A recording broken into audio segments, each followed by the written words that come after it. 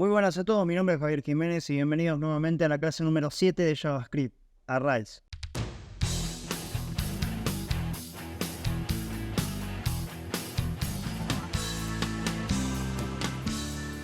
Para meternos en el mundo de los arrays tenemos que entender que en JavaScript un array o arreglo en español es una estructura de datos que nos permite almacenar muchos valores en una única variable, ¿sí?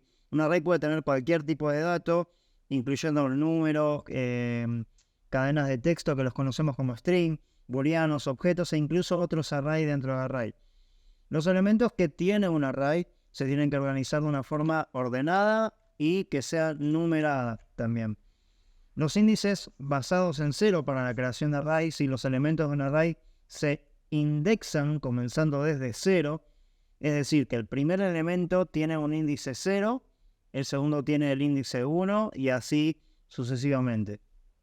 También tenemos una longitud dinámica, o sea que se puede agregar o eliminar elementos de un array en cualquier momento. Y también tenemos el tema de los métodos útiles, ¿sí? JavaScript proporciona métodos integrados para manipular arrays de forma conveniente. Estos métodos resuelven muchos problemas en el día a día de un programador. Ahora que entendemos más o menos lo que es un array, vamos a empezar con el tema del código. Para poder declarar un array lo vamos a hacer como lo hacemos normalmente con las variables. Pero ahora vamos a declarar una variable que se llame array justamente, y este array va a ser declarado a partir de nuestros corchetes. Estos corchetes los vamos a usar para poner adentro la información que sea necesaria. Por ejemplo, podríamos poner un número, podríamos poner un string y podríamos poner un booleano. Son tres tipos de datos diferentes dentro de un array. Y como hablábamos recién, también tenemos el tema de los índices, ¿sí? Para entender lo que son índices vamos a crear una constante que se llame frutas, y esta constante va a tener, por ejemplo, diferentes tipos de frutas como banana, manzana, pera y demás cosas, ¿sí? Entonces, ¿qué es lo que nos permite el índice? Bueno, saber en qué posición está el elemento de mi array, el que yo necesito. Nuestro índice es la posición en donde se encuentra nuestra, banana, manzana o pera, ¿sí? Por ejemplo, como todos los índices arrancan en 0, la primera posición de un array es 0. Entonces, en el índice 0 de mi array de frutas está la banana. En el índice 1 de mi array de frutas está la manzana. En el índice 2 está la pera y así sucesivamente, ¿sí? Entonces, ahora que ya entendemos cuáles son los índices para acceder a estos elementos, los elementos de un array, se usa justamente el índice del elemento. ¿Cómo hago para poder mostrar, por ejemplo, por consola, alguno de estos índices? Bueno, primero tengo que llamar al array con el cual yo estoy trabajando. Por ejemplo, frutas. Una vez que ingreso a frutas, mediante los mismos corchetes con los cuales declaramos el array, le vamos a decir cuál es el índice que quiero mostrar. Por ejemplo, el índice 1. Este índice pertenece a esta posición, o sea, es el elemento número 2 de mi constante fruta que tiene como índice el número 1. ¿Por qué? Porque todos empiezan en 0. Mi primer elemento tiene índice 0, mi segundo elemento tiene índice 1. Entonces, al mostrar esto por consola, nos damos cuenta que nos arroja como resultado la manzana, o sea, el índice número 1 de mi array. De esta manera puedo tanto mostrar como reasignar diferentes valores. En el caso de querer asignar un diferente valor, podría decirle simplemente que en el array de frutas, en la posición del índice 1, voy a reasignar el valor y lo cambio de manzana, por ejemplo, a kiwi. Cuando quiero mostrar nuevamente por consola el resultado, me va a arrojar kiwi.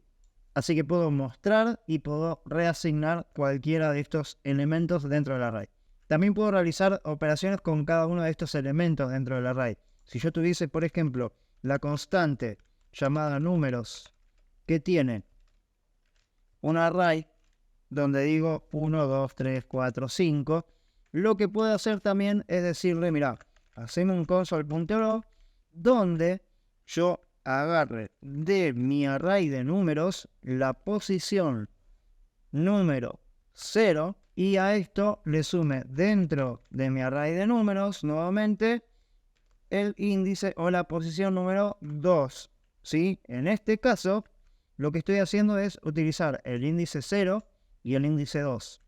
¿Quiénes creen que sería? Bueno, el índice 0 siempre arranca en el principio, así que es el número 1. Y el índice 2 sería ahora el número 3. ¿Por qué? Porque recordemos que los índices serían con esta nomenclatura. 0, 1, 2.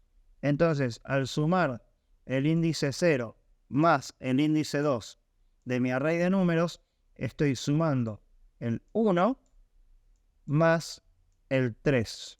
Y si me voy a la consola, veo que tengo como resultado el número 4, que es la suma de 1 más 3. También es importante tener en cuenta que si queremos acceder a un número de índice que no existe, en realidad lo que nos va a ocurrir es que el resultado va a ser undefined, porque el array puede tener indefinida cantidad de índices dentro de su almacenamiento, o sea, diferentes cantidades de elementos, pero el tema es que al mostrar algo que no existe, lo arroja como indefinido porque en realidad la posición dentro del array sí existe. Lo que no existe es un tipo de dato almacenado. En el caso de la constante de frutas, tenemos banana, manzana y pera. Si yo quisiera mostrar por consola, por ejemplo, voy a copiar este y lo voy a pegar acá. La posición de mi array de frutas, número 26, de 0 a 26 hay mucha cantidad de posiciones dentro del array, pero que no están definidas. Solamente definimos la posición del índice 0, del 1 y del 2, con banana, manzana y pera. En la posición número 26 de mi array de frutas, no tengo nada definido y por eso me va a arrojar undefined. ¿Sí? Ese es el resultado que voy a tener en la línea 8 de JavaScript, donde yo quiero mostrar el console.log de frutas en la posición número 26. También podría tener diferentes array, por ejemplo, array con números 1, números 2, números 3 y así sucesivamente. Y podría utilizar esta misma suma invocando al índice de mi array número 1 y al índice de mi array número 2. Y no habría ningún tipo de problema porque estoy consumiendo dos arrays diferentes y los estoy mostrando dentro de un console.log sumando sus elementos. Ahora, también los arrays pueden almacenar diferentes tipos de datos al mismo tiempo, como lo vimos más arriba, ¿sí? Pero incluso esto es muy raro. La realidad es que nunca se ven, en la mayoría de los casos no se ven este tipo de array. Normalmente se ven arrays o con un solo tipo de dato o en todo caso arrays que contienen mucha cantidad de objetos, ¿sí? Ahora, ¿recuerdan el bucle for que nosotros utilizamos para recorrer cosas? Bueno, voy a copiar el array que tiene números, lo voy a llevar acá abajo y voy a comentar todo esto para no tener problemas. Cuando yo tengo una constante de números que es un array que justamente tiene números, lo que voy a hacer ahora es recorrer estos números mediante un for, ¿sí? Entonces lo que hago es decirle con la palabra reservada for que voy a utilizar un let i igual a 0. Recuerden que inicializamos acá el for y le voy a decir que mientras i, que es el encargado de recorrer cada elemento de nuestro array, sea menor a 5, voy a recorrerlo de uno en uno y más. Esto me va a servir para mostrar por consola que yo quiero llegar a los números y que me muestre el índice I. ¿Por qué el índice I, Javi? Bueno, porque el índice I es el encargado de recorrer con este ciclo for cada uno de estos elementos, ¿sí? De esta manera, cuando voy al console log, lo que hago es tener 1, 2, 3, 4 y 5. Bueno, ¿qué pasaría si yo quisiera mostrar más de estos índices? Supongamos que yo quisiera decirle que vaya hasta que sea menor a 10. Bueno, menor a 10 me arrojaría del 1 al 5, todo bien, y después el resto sería undefined, por lo mismo que comentamos anteriormente. Existen las posiciones, pero no hay un elemento asignado, un valor asignado a esa posición. Por otro lado, dentro del mundo de los arrays tenemos sus métodos, ¿sí? Tenemos propiedades como .len, que esta propiedad devuelve o establece el número de elementos en un array. El prototype, que permite añadir propiedades y métodos personalizados a todos los objetos del tipo array. Métodos como push, pop, shift, unshift, split, concat y demás cosas que vamos a tener una clase dedicada, que sería la clase que viene para todos estos métodos y lo vamos a hacer de uno en uno. Y tenemos el acceso a las propiedades y métodos que se pueden acceder a través de la notación de el punto, como lo hacíamos en su momento con los objetos.